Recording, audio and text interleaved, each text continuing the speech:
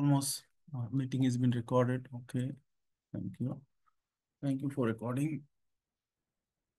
So hopefully we'll start with God's help. Bezrat Hashem, we'll get starting. Shalom lekulam. Thank you for joining. Last दोन शूर मध्ये माझे topic होती युद्ध गिमेल इकारिम. युद्ध गिमेल म्हणजे 13 प्रिन्सिपल्स ऑफ फेथ, जे रामबाम आपला मोठा सेज रामबाम कंपाईल केलेले आहेत. आणि हे 13 इकारिम आपल्या धर्माची पाया आहे. आपण ही बोलतो गाण्यामध्ये इग्दाल एलोहिम खाय व इश्ताबाख, हे 13 प्रिन्सिपल्स ऑफ फेथ इंग्लिश मध्ये बोलले जातात. आणि हे आपल्या, जसा मी लास्ट दोन लेक्चर्स मध्ये सांगितले, शिवरी मध्ये सांगितलं का, हे आपल्या धर्माचा पाया आहे, फाउंडेशन आहे. म्हणून याला आपण हळूहळू ह्याच्यावरती प्रोग्रेस करून हे 13 मधली पहिली 5 जशी मी सांगितलेलं ती, त्याच्यामध्ये रामबाम उत्तर देतात हु इज गॉड, देव कोण. आणि ती 5 आपण परत रिपीट करू 2 मिनिटामध्ये. आणि ते असे जे हर एक सिदूर मध्ये लिहिलेले आहे नमाजच्या नंतर, प्लस इग्दाल एलोहिम खाय मध्ये पण आपण बोलतो. फर्स्ट, शेम HaKadosh Baruch Hu nimtza umashgiach, God exists, He is the creator. Second, Hashem Echad, आपण बिलीव्ह करतो की देव एक आहे. आणि त्याच्याबद्दल मी माझ्या पहिल्या लेक्चर मध्ये बोललो, दोन दोन दोन लेक्चर पूर्वी.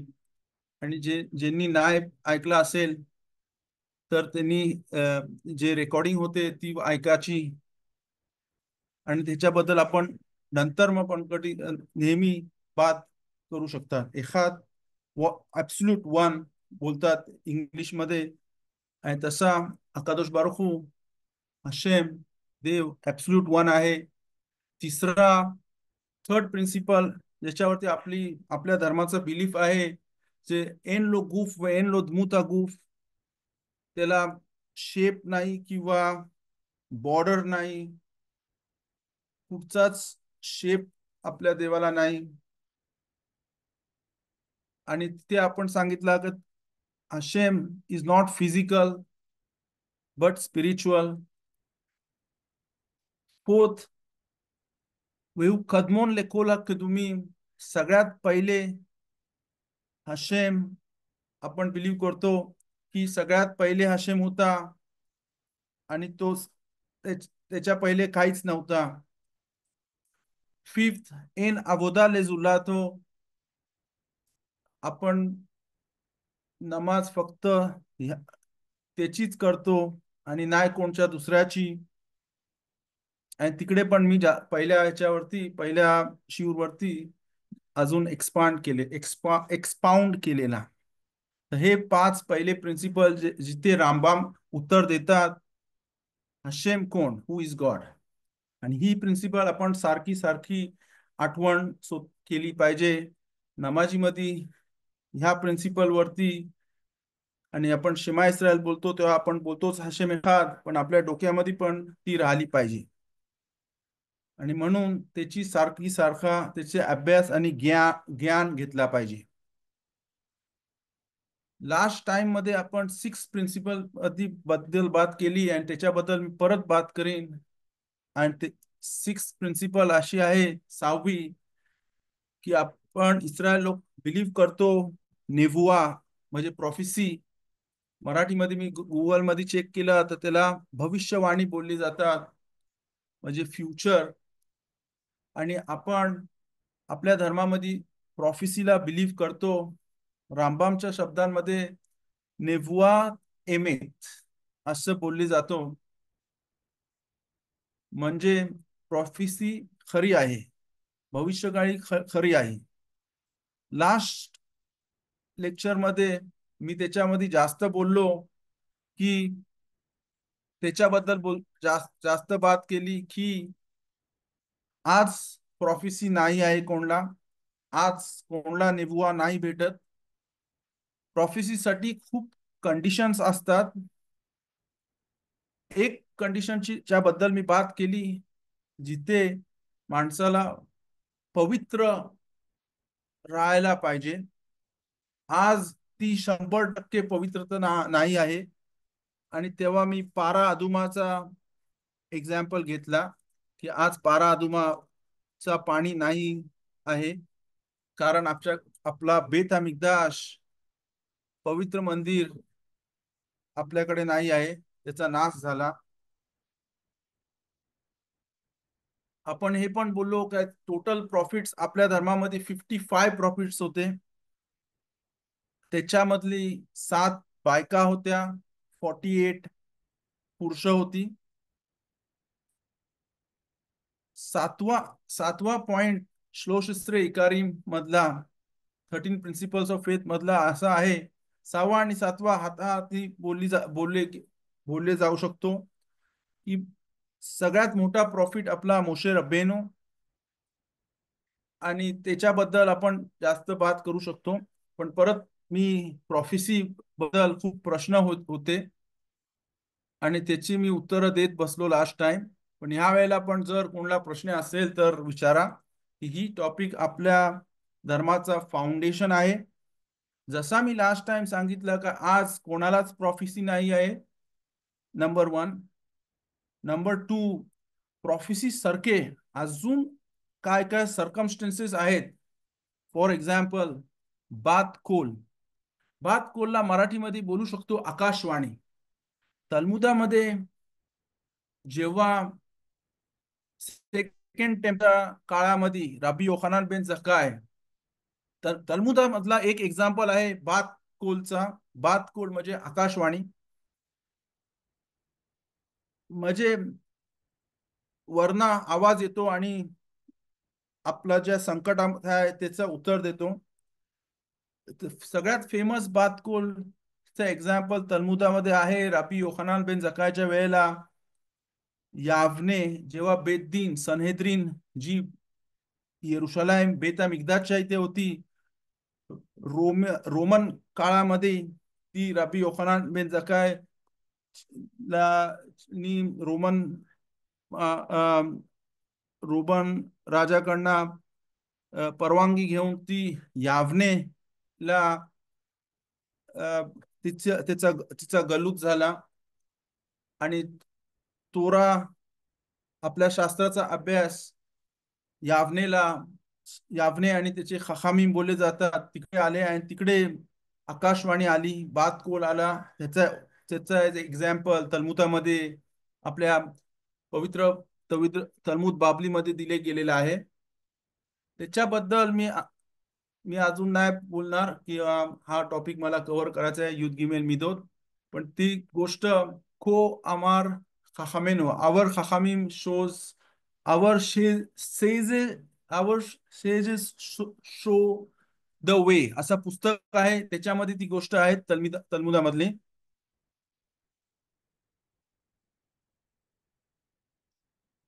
तर जसा प्रॉफिसी आहे तसाच बात कोल मग जे आकाशवाणी असते.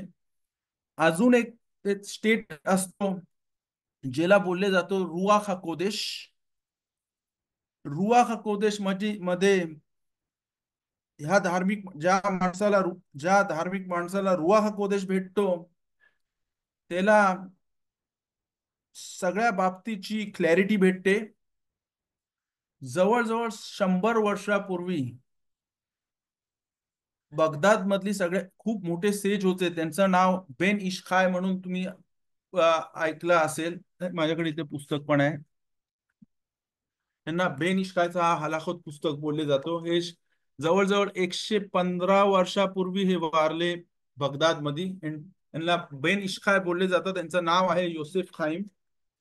आणि त्याच काळामध्ये युरोपमध्ये राडिन मध्ये एक मोठी येशिवा होती, आणि त्यांचे तिकडे एक मोठे सेज होते. त्यांचं नाव होफेच खाईम रब्बी इस्रायल मेयर कागन हा कोहेन. ते कोहेन होते.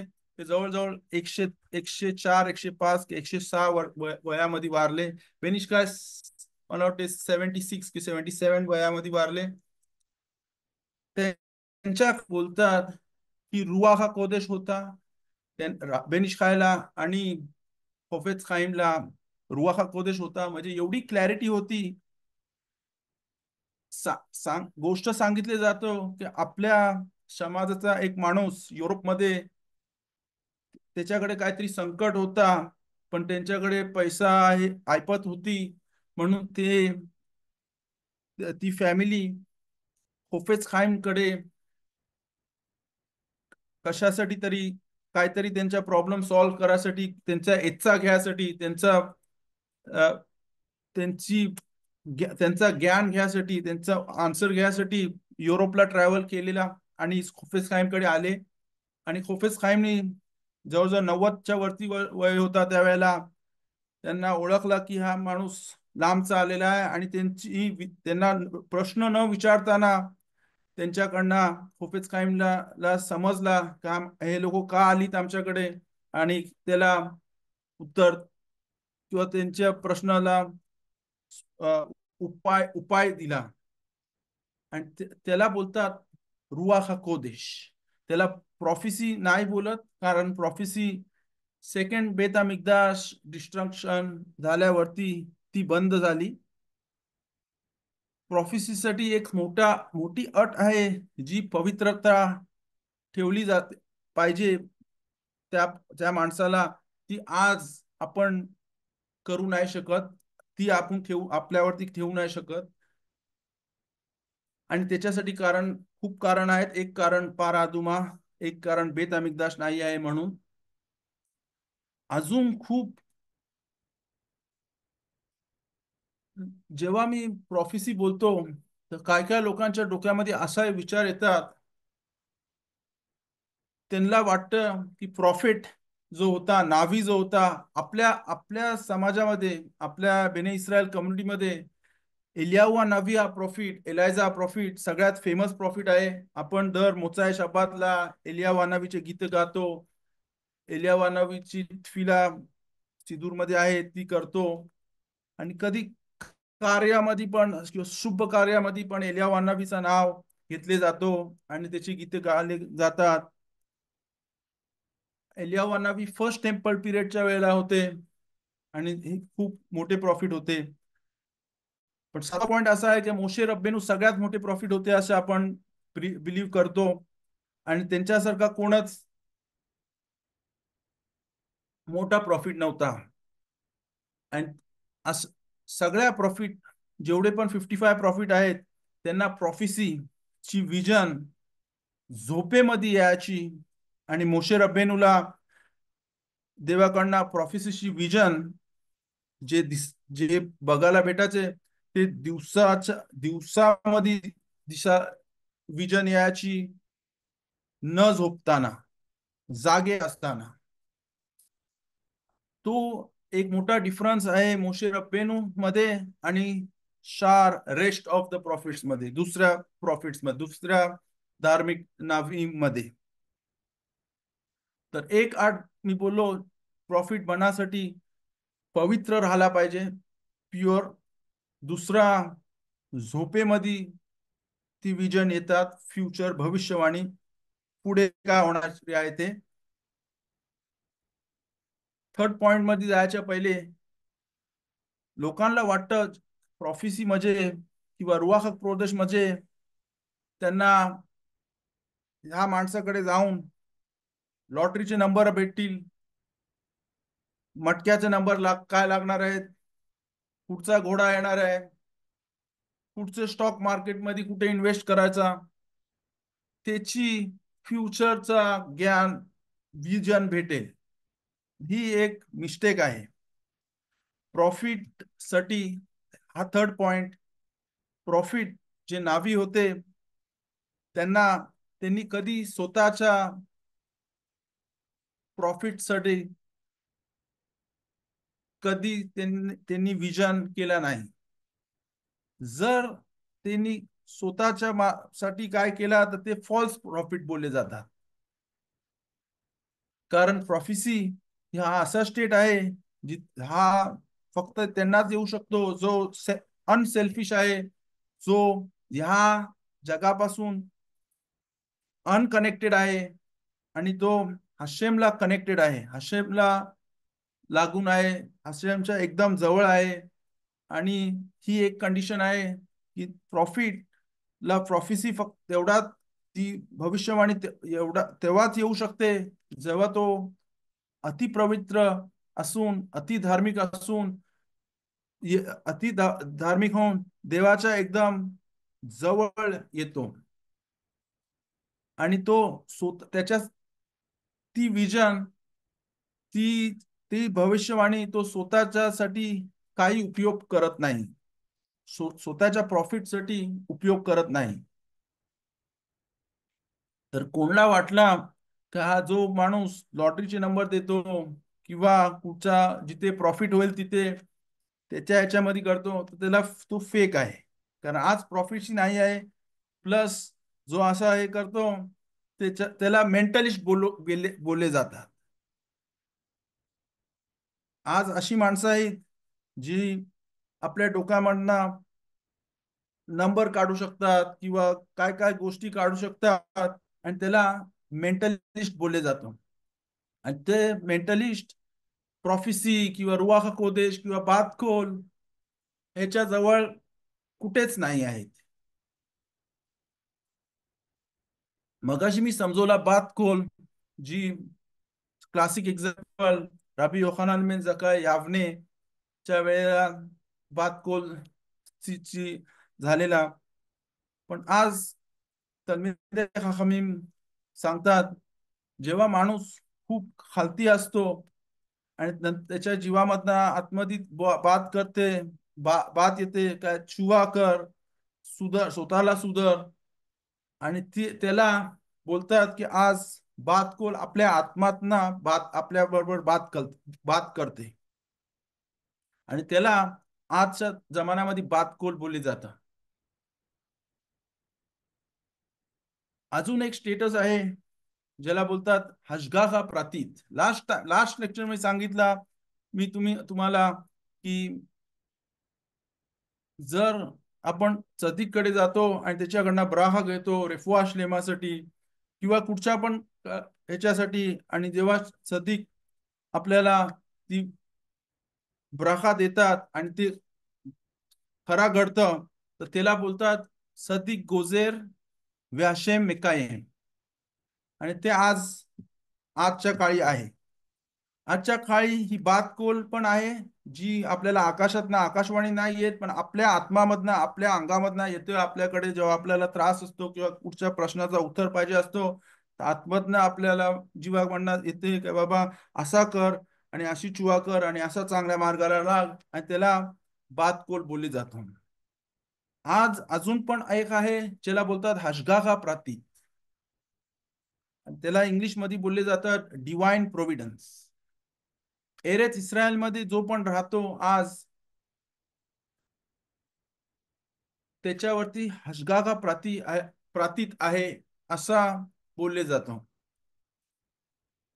हशगाह प्रातीमध्ये आपल्याला गायडन्स भेटतं, कसे आपण वागू, काय केला पाहिजे, कसा केला पाहिजे.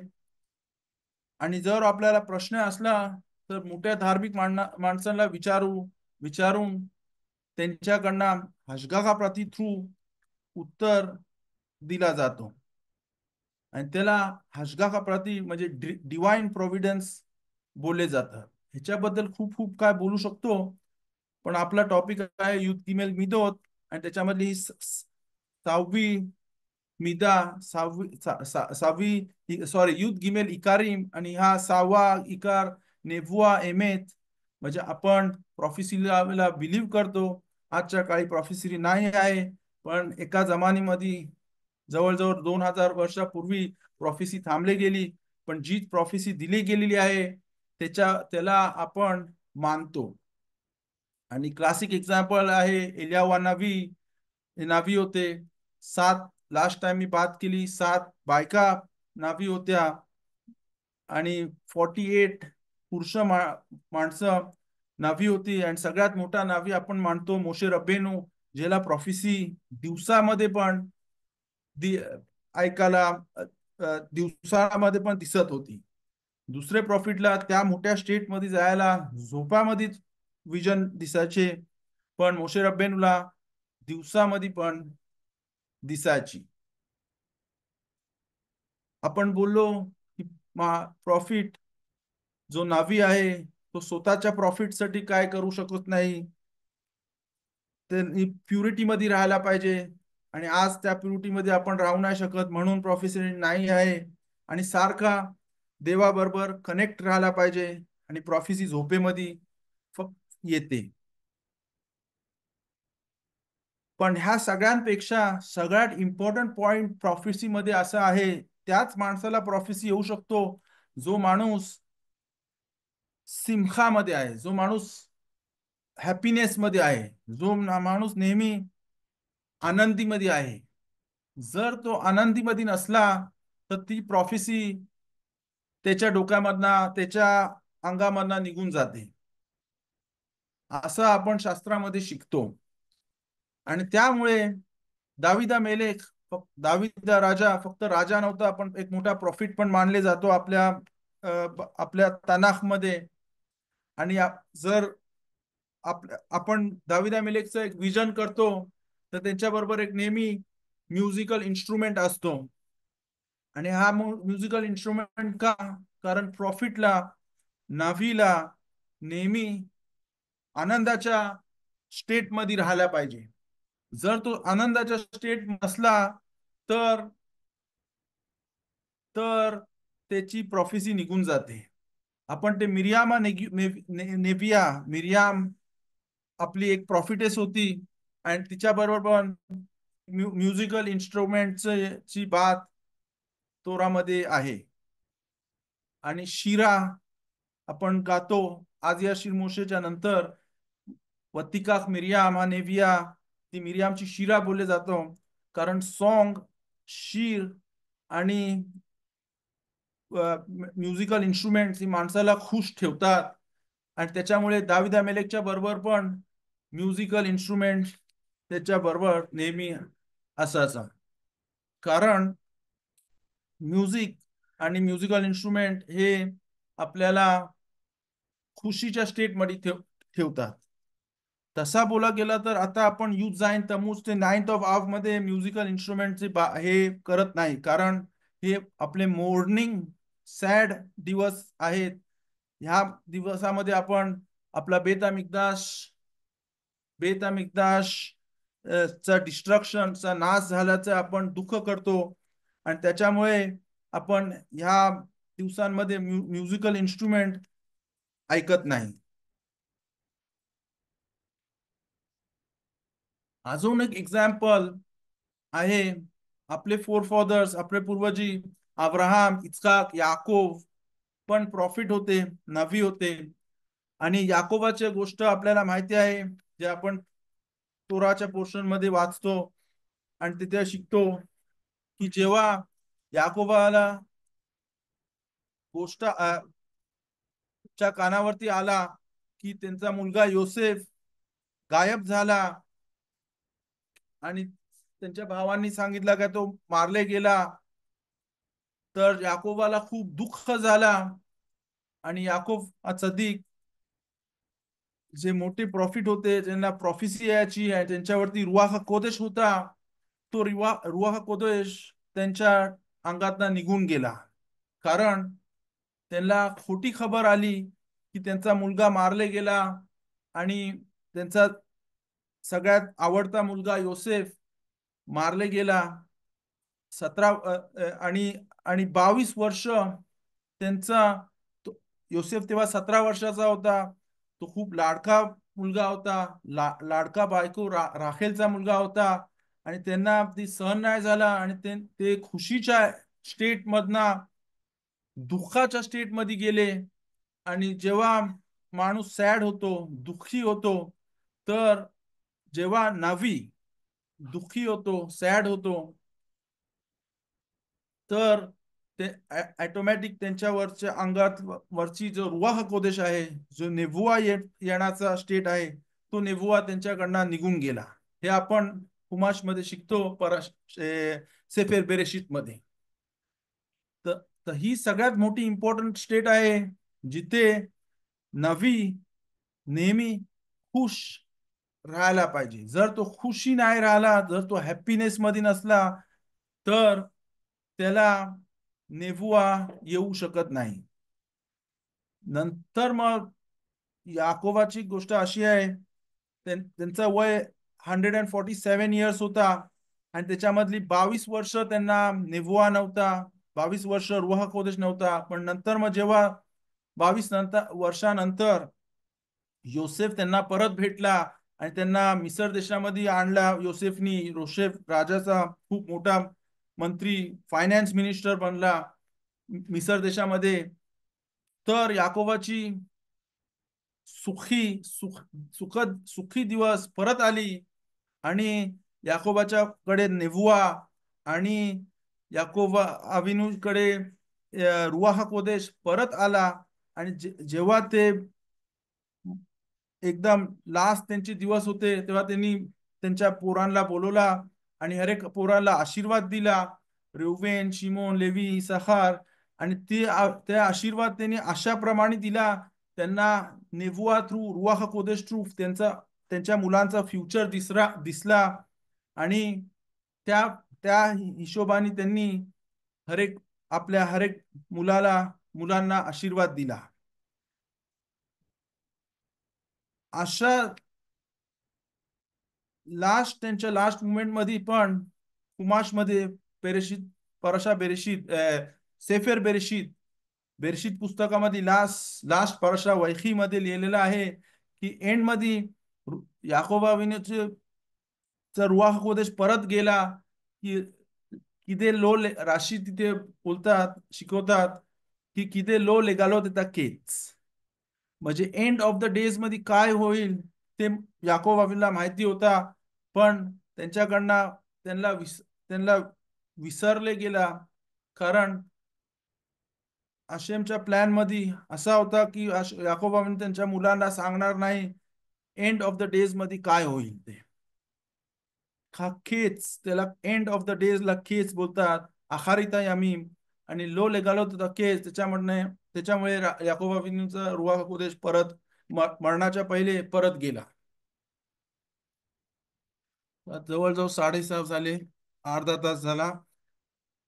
आता जे पर्यंत मी काय बोललो त्याच्याबद्दल कोणाला काय प्रश्न आहेत तर विचारू शकता. मी 1 मिनिटाची ब्रेक घेतो किंवा चॅट मध्ये पण. म्हणजे काय म्हणतो पारा आदुमा? केन, काय प्रश्न आहे तुमचा सर? पारा आदुमाचं काय महत्व आहे? हम्म पारा अदुमाचा आपल्याला तोरामध्ये मोशे रबेनूच्या वेळेला आज्ञा दिली गेली की एक अशी पारा घे जी पूर्ण लाल आहे, लाल कलरची. कधी काळी गाय असतं, कधी सफेद गाय असतं, पण लाल कलरची गाय एकदम रेअर असतं. आणि त्याचे स्पेसिफिकेशन्स आहेत, त्याला दोन दोन केस पण नाही पाहिजे जी जी दुसऱ्या कलरची आहेत. आणि त्याची अर्पण केली जाते आणि तिला जाळली जाते.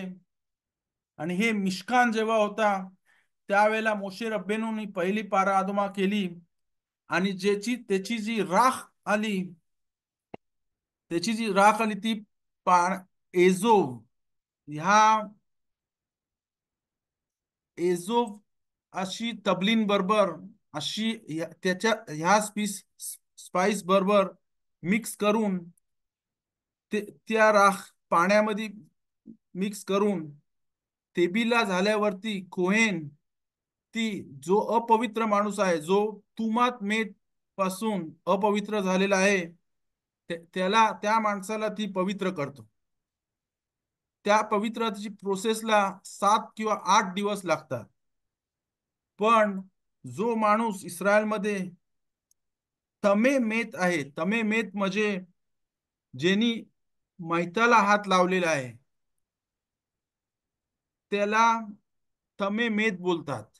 आणि त्या तमे मेत स्टेटस पासून नॉर्मल स्टेट मध्ये जायला त्याला इम्प्युअर स्टेट बोलतात. त्या इम्प्युअर स्टेट पासून प्युअर स्टेट मध्ये, अपवित्र स्टेट पासून, तमे मेत पासून रेग्युलर प्युअर स्टेट मध्ये जायसाठी पारा अदुमाची ऍश ची जी एफेर आहे त्याचा उपयोग केला जातो दुसऱ्या दिवशी आणि सातव्या दिवशी.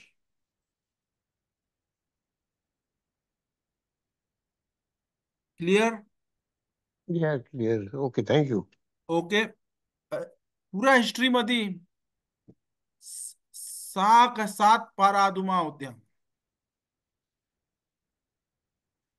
एक पारा अदुमा आपण जर दाफ योमी शिकतो, तर आता आपण शिकतो तलमुद बाबली मध्ये मसेखेत अबोदा जारा. आणि जवळजवळ 4 दिवसापूर्वी किंवा जवळजवळ कमीत 6 दिवसापूर्वी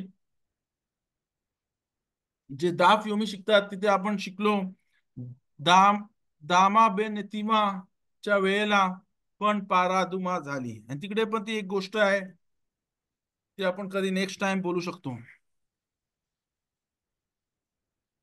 पारादुमा फ्युचर मध्ये जेव्हा आपला थर्ड बेता मिकदाश येईल तेव्हा परत पारादुमाचा आपण तो हे करू शकतो. आज पारादुमा आपण दोन लास्ट टाइमचा हफ्ता पराशा होता बालाक, आणि त्याच्या पहिले होता हुक्कात. तर पराशा हुक्कात मध्ये आपण पारादुमा बद्दल शिकतो. 4 पराशोत असतात पुरीमच्या आजूबाजूला. त्याच्यामधला एक पराशा असतो त्याला बोलतात पराशात पारा.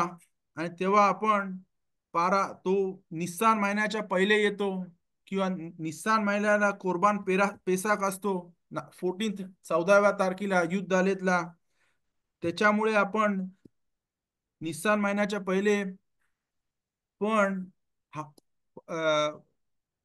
हफ्तारा नाही, हफ्तारा पराशा मफ्तीर मफ्तीर मध्ये पारा अदुमाचं पोर्शन वाचतो आणि त्याला परशा पारा बोलतात.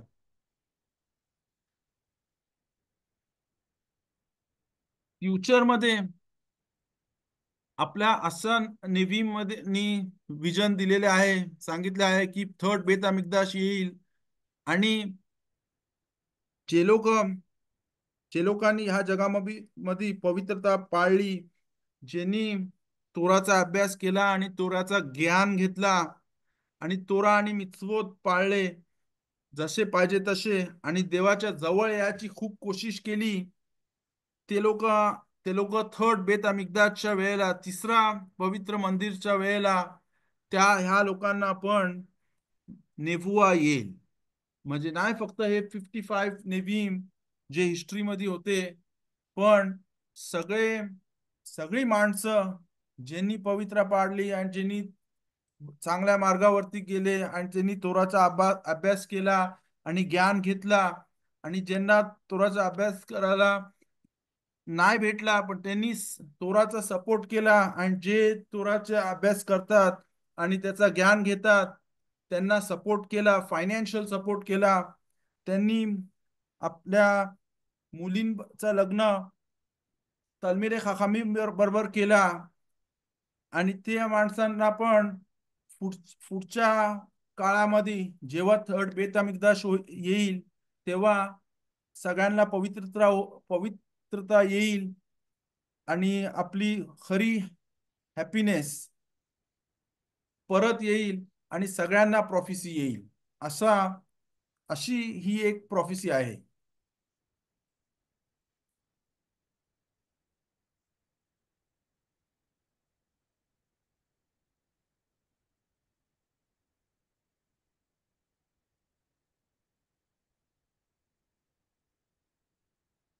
ह्याच्याबद्दल हा सगळ्यात इम्पॉर्टंट पॉइंट जो मी सांगितला, जो प्रॉफिसी यासाठी त्या प्रॉफिटला खुशीच्या स्टेट मध्ये राहायला पाहिजे सारखा, नाहीतर ती प्रॉफिसी निघून जाते. त्याच्यामधनं आपण आज शिकतो की हरेकामध्ये आज्ञा आहे की कोशिश करून खुशी मध्ये राहायला पाहिजे. जर माणूस खुशीमध्ये असतो, हिब्रू मध्ये त्याला सिमखा बोलतात, आणि जेव्हा माणूस सिमखाच्या स्टेटमध्ये असतो तर तो तोराच्या आज्ञा बरोबर पाळू शकतो. त्याला बरोबर त्याची समजोता येते आणि तोराचा ज्ञान बरोबर येतो आणि त्याची दिशा सगळ्या बाजूला येते. हिब्रू मध्ये त्याला बोलतात मेरखाव. मेरखाव म्हणजे खूप. जो माणूस खुशीच्या स्टेटमध्ये असतो, सिमखामध्ये असतो, त्याच्या डोक्यात त्याला खूप खूप दिशा दिसतात. येस. ओके. मेरखावचं ऑपोजिट आहे, जो अनहॅपी असतो त्याला चार बोलतात. चार म्हणजे इंग्लिश मध्ये पेन. चारा, चारा म्हणजे पेन, डिफिकल्टी. आणि जो चारा, त्याचा अजून एक मिनिंग आहे, म्हणजे थीन.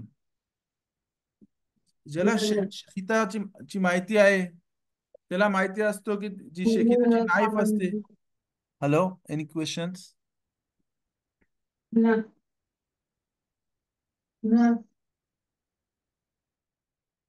हॅलो.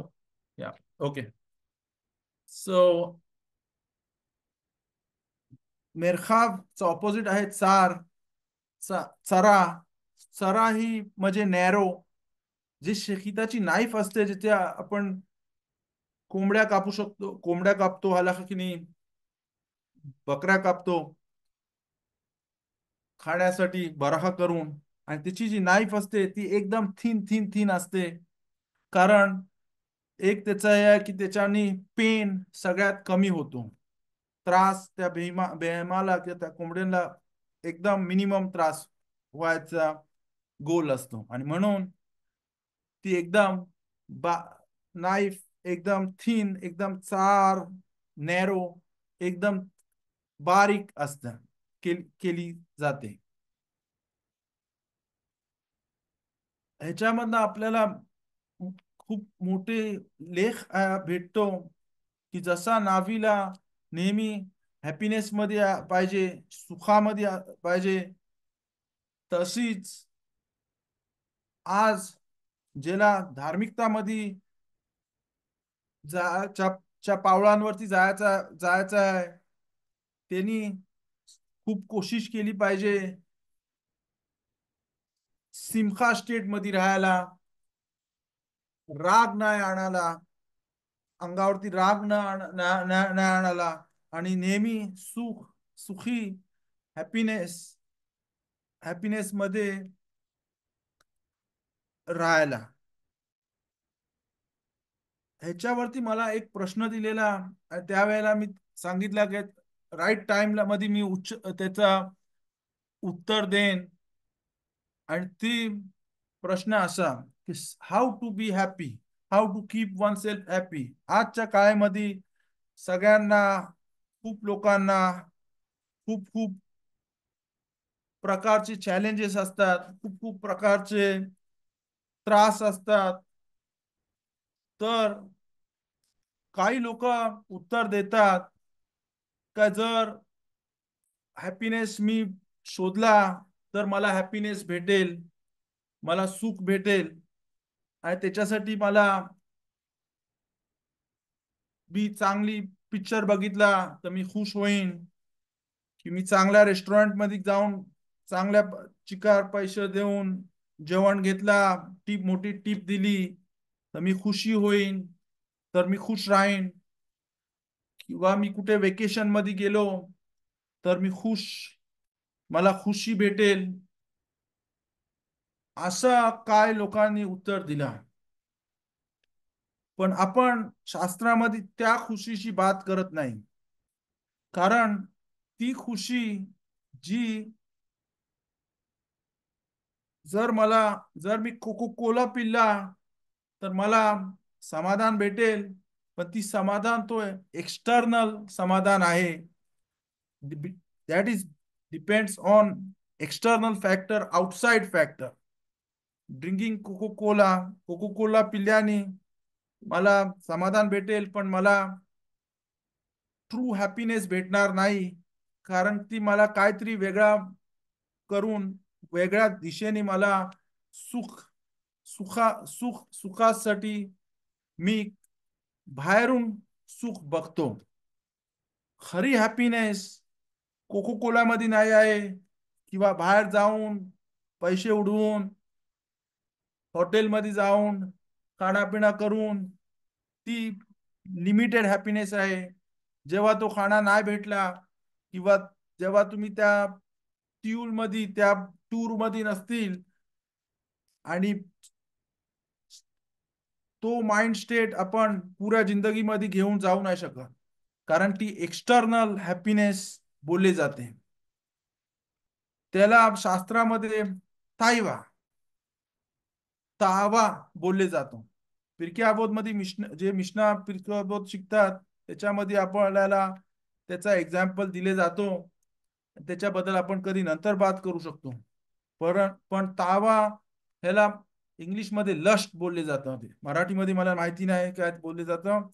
लस्ट जिथे आपल्याला एक्सटर्नल फॅक्ट मध्ये हॅपीनेस भेटते, सुख भेटतो, त्याला खरी हॅपीनेस बोलले नाही जात. शास्त्रामध्ये हॅपीनेस लस्ट नाही, कुठचा दुसरा एक्सटर्नल फॅक्टर आपल्याला हॅपीनेस देऊ नाही शकत, पण हॅपीनेस आपल्या डोक्यामध्ये असते. हॅपीनेस सुख पैसा देऊ नाही शकत, पण हॅपीनेस जे आपल्या डोक्यामध्ये जे आपण विचार करतो, पॉझिटिव्ह विचार करतो, शास्त्राचा ज्ञान घेतो, आणि त्याच्याने आपण आपल्या ब्रेनला ट्रेन करतो चांगला विचार करायला, चांगल्या प्रमाणे वागायला, आणि त्याच्याने आपल्याला खरा सुख भेटतो. आणि हा एक पॉइंट नावी होण्यासाठी एक बेसिक पॉइंट आहे, ज्याला नावी किंवा रुवाह कोदेश किंवा तलमीद खखाम ह्या सगळ्या स्टेट मध्ये यासाठी हॅपीनेस, ट्रू हॅपीनेस ह्याची खूप एसेन्शियल पॉइंट आहे. आणि ही ट्रू हॅपीनेस एक्सटर्नल ह्याच्यानी नाही होऊ शकत, बाहेरच्या गोष्टींनी नाही होऊ शकत, पण स्टेट ऑफ माइंड मध्ये हॅपीनेस आपण बनवू शकतो. आणि जेव्हा शास्त्राचा डीप अंडरस्टँडिंग येते, डीप विजडम ची बात केली, डीप अंडरस्टँडिंग तोरा मिtzvot देवेकूत बेहशेम, खुदाच्या बरोबर जवळ याची कोशिश, तोरा मिtzvotची बरोबर अंडरस्टँडिंग घ्यायची इच्छा, आणि आपले विचार बरोबर ठेवा म्हणून, आणि चांगले मिदोत च्या मार्गावरती जाऊन त्याच्याने आपण ट्रू हॅपीनेस हासिल करू शकतो. ही मी मराठीमध्ये हा पॉइंट सांगायला ट्राय केला. जर तुम्हाला नसेल समजला तर ही परत मी बोलीन, किंवा जर ह्याच्यावरती काय प्रश्न असेल तर मला चॅट मध्ये लिहा किंवा परत विचारा.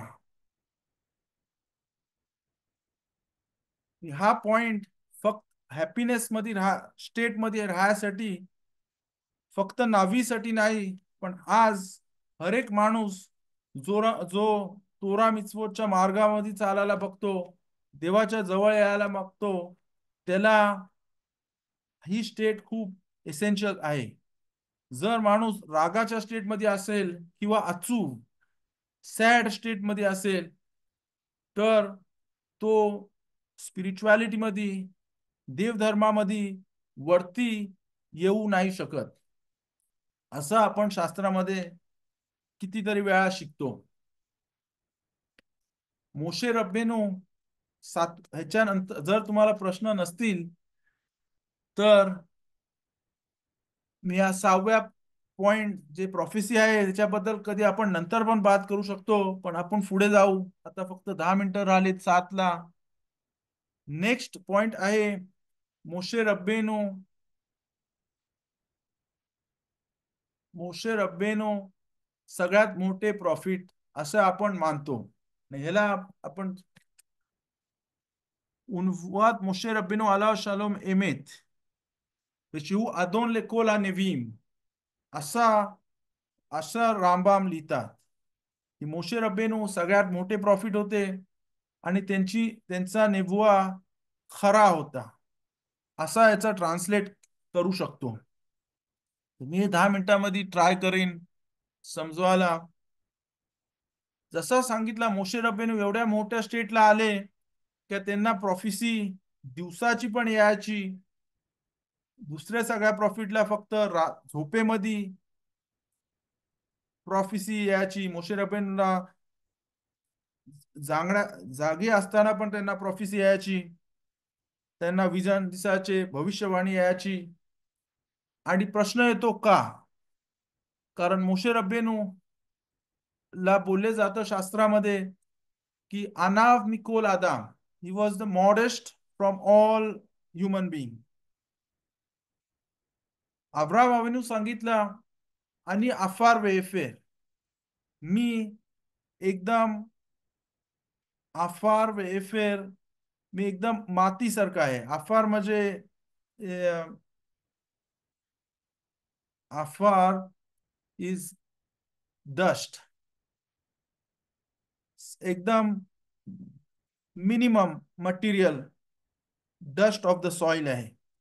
आणि अब्राहम सांगितलं मी अफार वेफेर, मी अफार वेफेर सारखा आहे. एवढा एवढा खाल खालती याच्यामध्ये देवाच्या समोर आहे. पण मोशे रब्बेनू त्याच्याहून वरती मोठ्या दर्गामध्ये गेले, मोठ्या लेवलला गेले आणि बोलले देवाच्या समोर, हशेमच्या समोर की आणि मी ते पण नाही, शुमदवा टोटल बितूल असं हिब्रूमध्ये बोलले जातं. त्यांना कुठचाच इगो नव्हता किंवा त्यांना कोणच्यावरती राग नव्हता. आणि त्यांनी आपला येचेरा रा, हर एक माणसाला येचेरा तोब असतो आणि येचेरा रा असतो, आणि त्याच्याबद्दल पण कधी आपण बात करू शकतो. तर त्यांनी आपला येचेरा रा पुरा कब्जा केलेला, म्हणजे वाईटच्या वरती त्यांनी पुरा कब्जा केलेला. आणि त्याच्यामुळे मोशे रब्बेनूला बोलले जातात की मोशे रब्बेनू बोलले जातात की सगळ्यात मोठे प्रॉफिट मोशे रब्बेनू. आणि ते आपण या 7व्या पॉइंट मध्ये शिकतो आणि बोलतो की मोश तोरात एमेत मोशे एमेत असं पण बोलतो जेव्हा सेफेर तोरा चा आपण हकबा करतो. शेनी मध्ये चढाच्या पहिले सेफेर तोरा आपण जेव्हा उचलतो तेव्हा बोलतो मोशे एमेत तोरातो एमेत, तोराथो एमेत. आणि ह्या प्रॉफिट मध्ये एमेत एमेट एमेत हा शब्दचा ह्या शब्दाचा मिनिंग इंग्लिश मध्ये बोलू शकतो ट्रूथ, सत्य. पण प्रॉफेसी मध्ये असा का बोलले जातात की मोशे एमेत तोरातो एमेत, असा काय? मोशे रब्बेनू फॉल्स होऊ शकतात काय, खोटे होऊ शकतात काय, आपला तोरा खोटा होऊ शकतो काय? तर एमेत का बोलले जातो असा प्रश्न विचारले जातात. एमेज म्हणजे खरा, याचा लिटरल ट्रान्सलेशन. शेकेर म्हणजे खोटा. तर आपण खोट्याचं नाव इथं का वापरू, का असा लिहिलेला आहे मोशे एमेत और नेबुआ एमेत? काय नेबुआ खोटा होऊ शकतो का? फक्त ह्याच्यावरती आपल्या शास्त्रामध्ये कॉमेंट्रेटर्सनी लिहिलेला आहे. इथे जेव्हा एमेत मध्ये तीन तीन ओतियोत आहेत. आलेफ तो सगळ्यात हिब्रू याच्यामध्ये सगळ्यात पहिला आलेफ. मेम सगळ्यात मधी येतो. 22 लेटर्स मधली मेम हा सगळ्यात मधला आहे. आणि थाफ ताफ सगळ्यात लास्ट लेटर आहे. पहिला लेटर आलेफ, मधला लेटर मेम आणि लास्ट लेटर ताफ. हा हा तीन ह्याच्याने एमेत बनले जातात. इकडनं आपण समजतो जो खरा असा आहे जो खुदाच्या जवळ चिकटतो, खुदाच्या जवळ राहतो. स्टार्टिंगला आलेफ मध्ये मेम मध्ये आणि लास्ट ताफला सारखा आपण जो प्रॉफिट बनासाठी त्यांनी एक अशी कंडिशन आहे की त्यांनी सारखा खुदाच्या जवळ राहायला पाहिजे, त्याची आज्ञाला मानली पाहिजे. आणि त्याच्यामुळे सांगतात नेव्हिये एमेत. आपण हफ्ताराच्या नंतर आपल्याकडे एक ब्राख आहे, तिथे आपण बोलतो नेव्हिम तोविम, नेव्हिम एमेत. असा तोविम म्हणजे चांगले प्रॉफिट. असा चांगला प्रॉफिट का लिहिलेला आहे नेव्हिम तोविम? काय अशी आहे जे ते लोक जे नाही चांगले आहेत? तर नेव्हिम तोविम आणि नेव्हिम एमेत हे हे बोलायला दाखवतात ही नेव्हिम एवढी धार्मिक माणसं आहेत, एवढी मोठी माणसं आहेत की ही देवाच्या एकदम जवळ आहेत. त्यांनी पुरी कोशिश केलेली आहे देवाच्या बरोबर राहायला. आणि म्हणून त्यांना नेव्हिये एमेत, नेव्हिम तोविम बोलले जातो. लास्ट वीक परशामध्ये बालाक मध्ये प्रॉफिट होता ज्याचं नाव होता बिलाम. आणि तो आपल्या धर्माचा प्रॉफिट नव्हता, पण परधर्माचा प्रॉफिट होता. आणि तो पण मोशे रब्बेनु सारखा खूप मोठा झाला. प्रश्न विचारले जाता मोशे रब्बेनु सगळ्यात मोठे प्रॉफिट आपण आता बोलतो आपल्या 7व्या पॉइंट मध्ये. आणि हा बिलाम पण एवढा मोठा होता. तर त्याच्यामध्ये जसा जसा बिलाम मिरर इमेज होता मोशे रब्बेनुचा, जसा मोशे रब्बेनु मोठा केला तसा खुदाने बिलामला पण मोठा केला. कारण लोक बोलू नाही शकत का अरे ही माणसं सगळी मोठी आहेत, सगळी चांगली इस्रायल लोक आहेत, चांगली माणसं आहेत, माझी आज्ञा पाळतात. तर अशेम बोलतो का जसा मी मोठा आहे तसा मी बिलामला पण मोठा करेन. पण तो नावी शेकेर बोलले जातो, तो बॅड प्रॉफिट बोलले जातो. कारण त्यांनी जसा तो मोशे रब्बेनूच्या लेवलमध्ये वरती होता, पण त्याची कारण त्याची कारिगिरी, त्याची करणी वाईट करणी होती. त्यांनी जे प्रॉफिसी केले बघितले त्याची त्यांनी वाईट ऍडवाइस दिली. त्यांनी त्यांनी ऍडवाइस दिली परोला की इस्रायल लोकांना बाहेर काढू नको मिसर देशाच्या. त्यांनी ऍडवाइस दिली बालाक राजाला का ह्या लोकांना आपण पाडासाठी त्यांना वाईट काम करायला लावू, त्यांच्याकडे बायका पाठवू का ते लोक आपल्या बालाकच्या मुलीलाच पाठवला मोशे रब्बेनुला. आणि सगळ्या मोठी माणसं होती आपल्या जमातीमध्ये, त्यांना खालती पाडाला. आणि त्याला बॅड प्रॉफिट किंवा वाईट प्रॉफिट बोलतात. आणि ते जरी जरी परजातींमध्ये प्रॉफिट होते ते बिलामच्या माणसासारखी प्रॉफिट होते. पण आपल्या याच्यामध्ये धार्मिक माणसं होती ज्यांनी चांगला काम केला आणि चांगला शिकवला. पण बिलाम ऑपोजिट केला आणि त्याच्यामुळे त्याला मारले तो मारले गेला. आणि ते आपण लास्ट वीक परशामध्ये बिलाम बद्दल आणि बालाक तो राजा होता आणि बिलाम तो प्रॉफिट होता, ज्यांनी इस्रायल लोकांना शाप द्यायला गेला, पण खुदाने त्याच्या तोंडावर मध्ये इस्रायल लोकांना आशीर्वाद द्यायची आज्ञा दिली आणि इस्रायल लोकांना 3 आशीर्वाद दिले. तर हे नॉन ज्युइश प्रॉफिट्स च्या बद्दल थोडी कंपॅरिझन, कारण तो लास्ट वीकचा आपला पराशा होता बालाक, त्याच्यामध्ये आपण शिकतो. आता 7 वाजले, याच्याबद्दल काय तुम्हाला प्रश्न आहेत तर विचारा किंवा चॅट मध्ये तुम्ही लिहू शकता. हा आपला 6वा किंवा आणि 7वा पॉइंट, आणि नेक्स्ट टाइम आपण पुढे जाऊ तर आपण 13 पॉइंट हे 13 प्रिन्सिपल्स ऑफ फेथ हळूहळू कव्हर करू शकतो. ह्याच्यावरती मी खूप टाइम लावतो की ही सगळ्या आपल्या धर्माचा पाया आहे आणि ह्याच्याबद्दल आपण नेहमी ह्याची माहिती पाहिजे.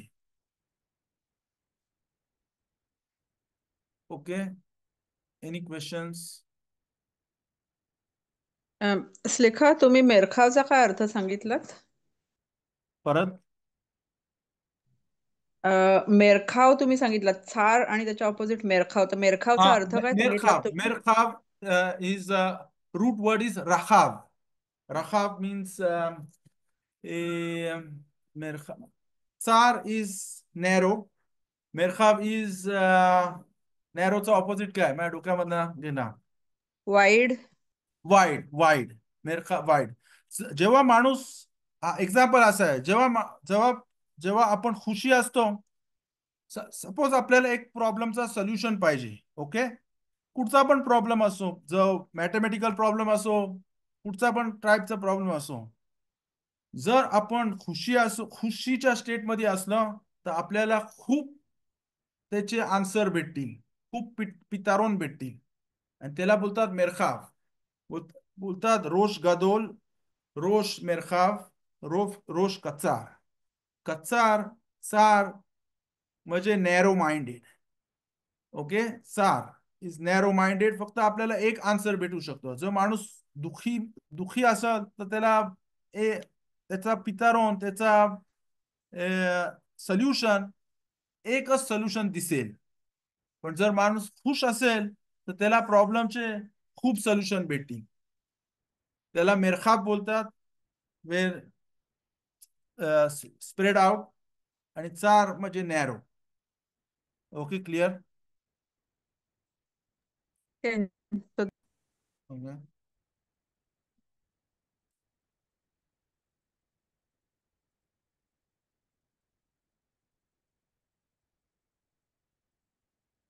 תודה רבה. तोदा रब्बा लेकुलाम. Thank you very much. If any questions तुम्ही आम्हाला ईमेल किंवा व्हॉट्सअप मध्ये पाठवू शकता. बेजरात Hashem. Thank you everybody for joining. Bracha ve'atzlacha rabba. We are between Yud Zayin Tammuz to 9th of Av is the period of mourning, 3 weeks. या दिवसांना बेन आमेचारिम बोलले जातात. आणि hopefully we pray biskuta shiur ibane Bet HaMikdash, God willing, our Bet HaMikdash should be built soon and we should be able to experience the Mashiach बिमेरा बेआमेनो. मी आपल्या सगळ्या problem मधना, चार मधना आपल्याला खुदा बाहेर काढेल. ברכה והצלחה רבה מרובה בכל העניינים. תודה רבה שכולם הגיעו לשיעור, סייעתא דשמיא בכל עניינים.